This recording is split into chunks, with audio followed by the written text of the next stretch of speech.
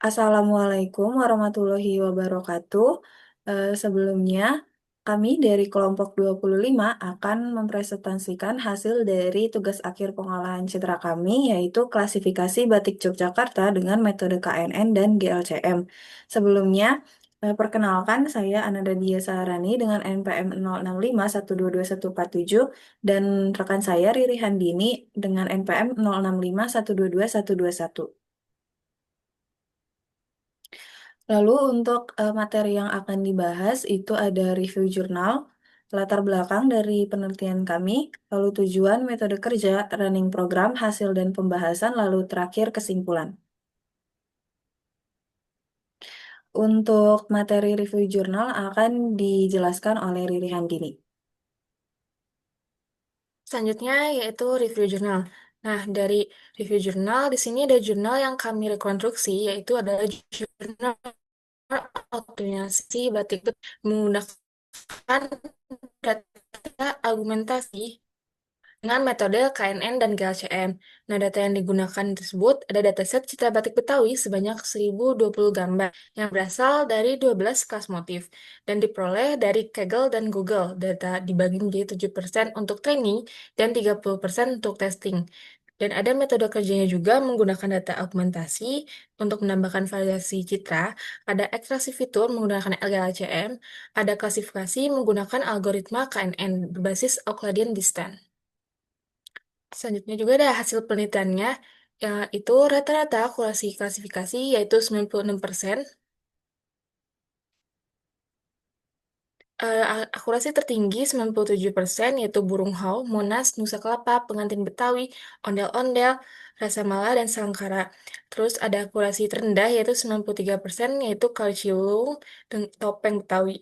Lalu ada metode GLCM dan KNN dengan data argumentasi terbukti efektif dan akurat untuk klasifikasi motif Betawi. Selanjutnya ada latar belakang dan tujuan. Di latar belakang, batik merupakan budaya Indonesia yang diakui oleh UNESCO, dengan tiap daerah memiliki motif dan makna khas. Yogyakarta terkenal dengan batik seperti ceplok, kaung, nitik, parang, sidoluhur, dan tantrum. Dengan diperlukan pengenalan motif batik secara digital agar tidak punah dan lebih dikenal generasi muda. Pada penelitian ini, memanfaatkan metode ekstraksi fitur GLCM dan algoritma klasifikasi KNN untuk mengklasifikasikan motif batik Yogyakarta secara otomatis.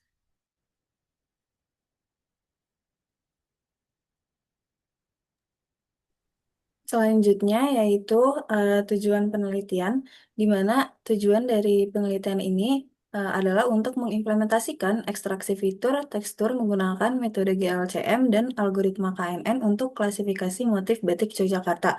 Penelitian ini juga bertujuan untuk mengembangkan aplikasi web menggunakan framework Streamlit untuk memudahkan pengguna dalam melakukan klasifikasi motif batik. Selanjutnya yaitu metode kerja, di mana pada tahapan metode kerja ini dilakukan langkah-langkah yaitu analisis data, lalu fungsi ekstraksi fitur GLCM, splitting data, normalisasi data, lalu parameter tuning, pemodelan KNN, setelah itu evaluasi model KNN, visualisasi, dan yang terakhir itu implementasi menggunakan Streamlit. Yang pertama yaitu eh, data, di mana dataset yang digunakan dalam penelitian ini merupakan data sekunder yang sepenuhnya berasal dari platform Kaggle. Datanya itu terdiri dari 1.350 citra motif batik yang mencakup 6 kategori, yaitu batik ceklok, ada 200 sampel, batik kawung ada 250 sampel, batik teruntum ada 250 sampel, batik parang ada 250 sampel, batik Sidoluhur ada 200 sampel dan batik nitik ada 200 sampel. Selanjutnya yaitu metode kerja, di mana di sini ada fungsi ekstraksi fitur GLCM, di mana fungsi GLCM fitur digunakan untuk menganalisis tekstur gambar dan mengubahnya menjadi data numerik. Fungsi ini bekerja dengan cara menganalisis pola hubungan antar piksel dalam gambar pada berbagai jarak dan sudut, kemudian menghitung 6 tekstur utama seperti dissimilarity, correlation, homogeneity, contrast, ASM, dan energi, di mana setiap properti dihitung dalam bentuk nilai rata-rata dan standar deviasi, sehingga menghasilkan 12 numerik. Selanjutnya yaitu metode kerja splitting data, di mana di sini kami menggunakan fungsi trend test split dari scikit-learn dengan parameter test itu 0,2 untuk menentukan bahwa 20% data total akan digunakan menjadi data testing, sedangkan 80% sisanya menjadi data training, dan parameter random size sama 42 berfungsi untuk memastikan hasil pembagian yang konsisten. Lalu, diulang kembali dengan hasil yang sama pada parameter strivey Y, memastikan proporsi setiap kelas dalam variabel target Y tetap seimbang antara data training dan data testing. Selanjutnya ada normalisasi data. Di tahap ini, kami menggunakan standard scalar untuk mendasarkan fitur agar memiliki skala yang sama, dengan proses dilakukan dengan fit transform pada data training, untuk mempelajari parameter normalisasi, kemudian transform pada data testing menggunakan parameter yang sama.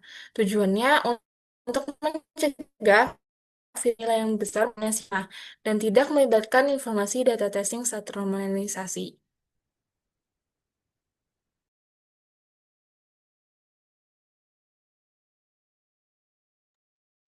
Selanjutnya yaitu parameter tuning, di mana optimasi parameter model ini menggunakan teknik fivefold grid search cross validation untuk memilih kombinasi parameter terbaik berdasarkan skor akurasi yang tertinggi.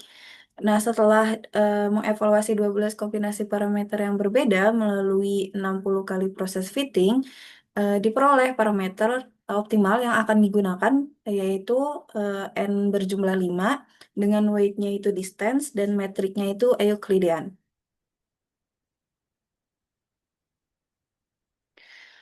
Selanjutnya yaitu modelan KNN, di mana pada tahap ini hasil dari grid search yang sebelumnya telah dilakukan itu disimpan dalam variabel base KNN. Setelah itu dilakukan validasi menggunakan cross validation. Cross validation dilakukan pada data training yang telah dinormalisasi untuk memastikan konsistensi dari penggunaan data. Lalu yaitu tahap selanjutnya evaluasi model KNN, di mana pada tahap ini dilakukan prediksi pada data tes yang telah dinormalisasi. Hasil prediksinya lalu disimpan dalam variabel YPRED.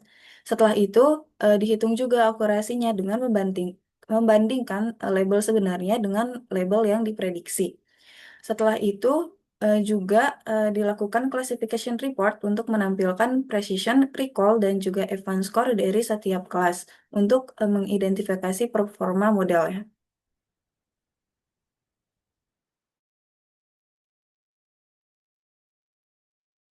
Selanjutnya ada visualisasi. Di sini kami menggunakan Coefficient Matrix untuk memvisualisasi dan membandingkan nilai aktual yaitu Y-test dengan hasil prediksi model Y-pred menggunakan core map blue dengan anotasi nilai di setiap selnya. Lalu visualisasi dengan class distribution menampilkan bar chart yang menunjukkan jumlah sampel untuk setiap kelas dalam dataset untuk memahami karakteristik dataset. Selanjutnya, di sini kami juga menggunakan visualisasi cross validation score untuk menampilkan grafik yang menampilkan skor akurasi untuk setiap volt dengan titik biru, ditambah garis horizontal merah putus-putus yang menunjukkan rata-rata visualisasi ini membantu melihat konsistensi performa model pada berbagai volt untuk mengevaluasi stabilitas model dalam cross validation. Selanjutnya yaitu implementasi Streamlit, yaitu kami menyiapkan model dari Google Colab untuk melakukan klasifikasi batik yang telah dirancang dan dilatih menggunakan algoritma GLCM dan KNN. Di Google Colab diekspor ke dalam format file yaitu .pkl. Menggunakan library joblib, kemudian disimpan pada proyek Streamlit.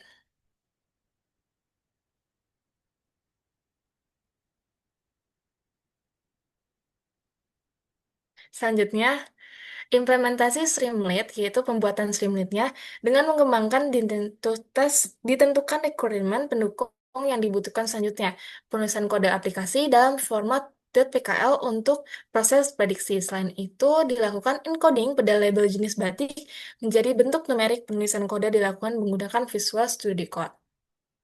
Nah, selanjutnya yaitu running program.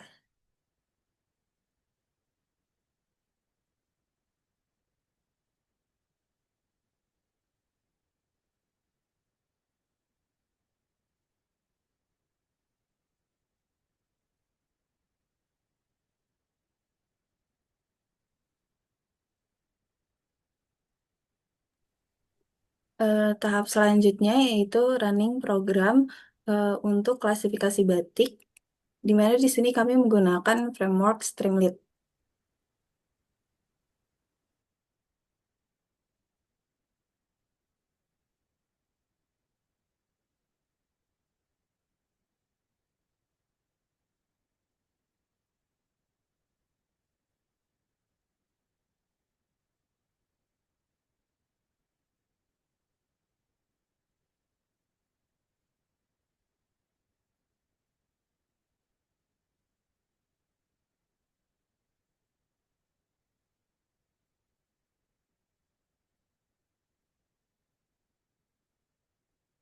Nah, ini adalah tampilan untuk website klasifikasi batik Yogyakarta. Di mana untuk mendapatkan hasil prediksi, langkah pertama yang harus dilakukan itu yaitu mengupload file dari batik. Nah, untuk contoh dari running program ini dipilih misalnya salah satu citra dari dataset yaitu batik Parang 014. Nah, setelah itu sistem akan menampilkan citra dari batik tersebut. Lalu di sini pengguna bisa mengklik tombol ekstrak fitur GLCM untuk menampilkan hasil perhitungan dari fitur GLCM. Nah, sehingga akan ditampilkan hasil dari masing-masing fitur GLCM berdasarkan citra yang pengguna upload. Selanjutnya, itu pengguna bisa mengklik tombol klasifikasi batik untuk menampilkan hasil prediksi dari citra tersebut. Nah, di mana setelah sistem berhasil melakukan prediksi, akan ditampilkan hasilnya bahwa menurut sistem citra ini itu termasuk ke dalam batik kawung dengan tingkat kepercayaannya itu 100%. Lalu juga ditampilkan probabilitas per kelasnya untuk menampilkan nilai citra ini tuh berada di eh, probabilitas per kelas yang mana gitu. Lalu juga ada ditampilkan visualisasinya dalam bentuk diagram batang dan eh, ada interpretasi hasilnya di mana di sini berarti model sangat yakin bahwa citra yang diupload pengguna itu adalah citra dari batik kawung dengan tingkat kepercayaan sebesar 100%.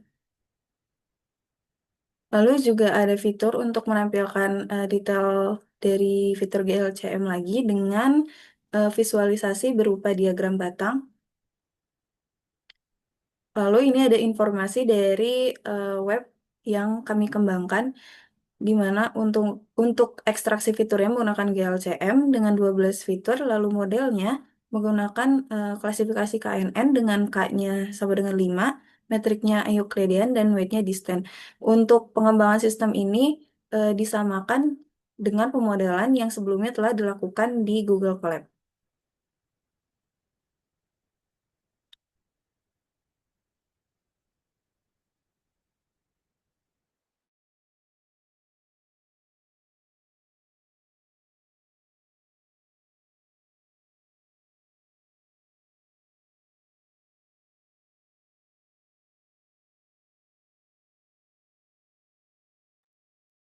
Nah, selanjutnya yaitu hasil dan pembahasan. Di sini ada hasil dan pembahasan dari visualisasi class distribution. Di sini terlihat bahwasannya motif batik, parang, kaung, dan rentung masing-masing memiliki representasi terbesar dengan 250 sampel. dari total keseluruhan data. Dan tiga motif lainnya, yaitu batik sidol luhur, ceplok, dan nitik, memiliki jumlah sampel yang sama, yaitu 200 sampel. Selanjutnya di sini ada analisis GLCM-nya. Hasil dari ekstraksi fitur GLCM pada batik citra batik parang menunjukkan nilai kontras min yang sangat tinggi dan disimilarity min yang sangat tinggi dan menandakan pola batik yang kontras dan kompleks dengan variasi intensitas piksel yang besar. Sebaliknya, homogeneity min dan ASM min yang sangat rendah mengindikasi tekstur yang tidak seragam. Nilai-nilai ini mencerminkan bahwa batik ini memiliki motif yang tajam dan rumit. Selanjutnya ada evaluasi performa model KNN, di mana akurasinya itu sebesar 60% dari hasil evaluasi 1.350 sampel motif batik yang dibagi menjadi 80% data latih dan 20% data uji, di mana model mencapai akurasi 90%. Ini berarti dari sampel uji, model berhasil mengklasifikasi dengan benar sekitar 162 sampel. Sedangkan 108 sampel salah diklasifikasikan, menunjukkan tingkat kesalahannya tuh 40%.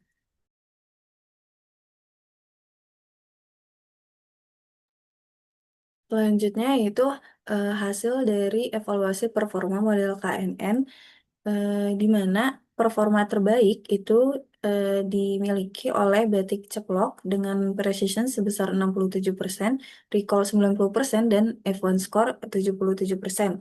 Lalu untuk performa sedang itu dimiliki oleh batik teruntung dengan menunjukkan precision recall dan F1 score itu sebesar 64%. Lalu ada juga performa terlemah yang dimiliki oleh batik kawung dengan precision 54%, recall 40%, dan F1 score 46%. Rendahnya recall menunjukkan bahwa model kesulitan.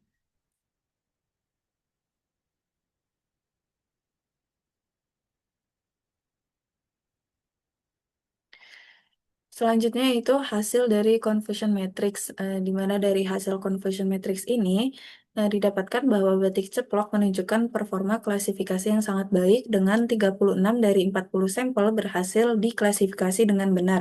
Untuk batik teruntung, dari 32 dari 50 sampel berhasil diklasifikasi dengan benar. Lalu untuk batik parang, eh, 27 dari 50 sampel berhasil diklasifikasi dengan benar. Namun kesalahan terjadi eh, dengan batik kawung, yaitu adanya 8 sampel yang salah diklasifikasi.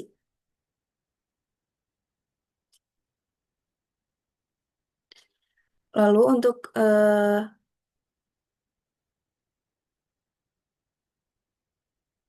untuk batik Sida Luhur berhasil mengklasifikasi 26 dari 40 sampel dengan benar. Kesalahan terbesar terjadi dengan batik kawung, yaitu adanya 4 sampel yang salah diklasifikasi. Lalu batik nitik mengalami tantangan klasifikasi dengan hanya 21 dari 40 sampel yang benar. Kesalahan terbesar terjadi eh, dengan batik ceplok, yaitu adanya 10 sampel yang salah diklasifikasi. Lalu untuk batik kawung menunjukkan performa terlemah dengan hanya 20 dari 50 sampel diklasifikasi dengan benar.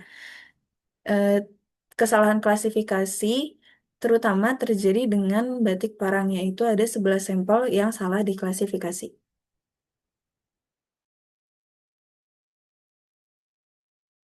Selanjutnya yaitu hasil dari implementasi sistem, di mana di sini merupakan tampilan antarmuka aplikasi web yang diklasifikasi batik yang berbasis Streamlit, di mana sistem ini berhasil diimplementasikan dalam bentuk web menggunakan Streamlit yang menyediakan antarmuka untuk klasifikasi batik dengan visualisasi probabilitas dan interpretasi hasil.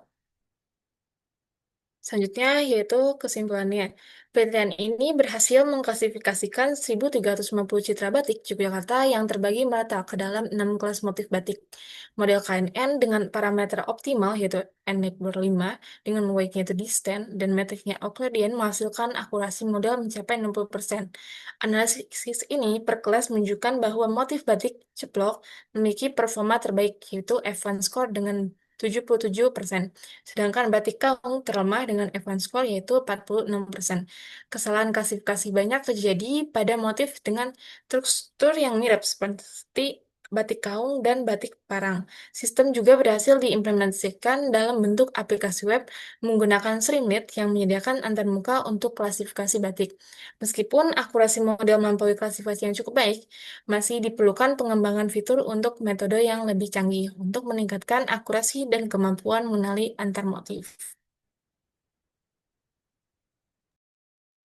Sekian yang dapat kami sampaikan, kurang lebihnya mohon maaf. Wassalamualaikum warahmatullahi wabarakatuh.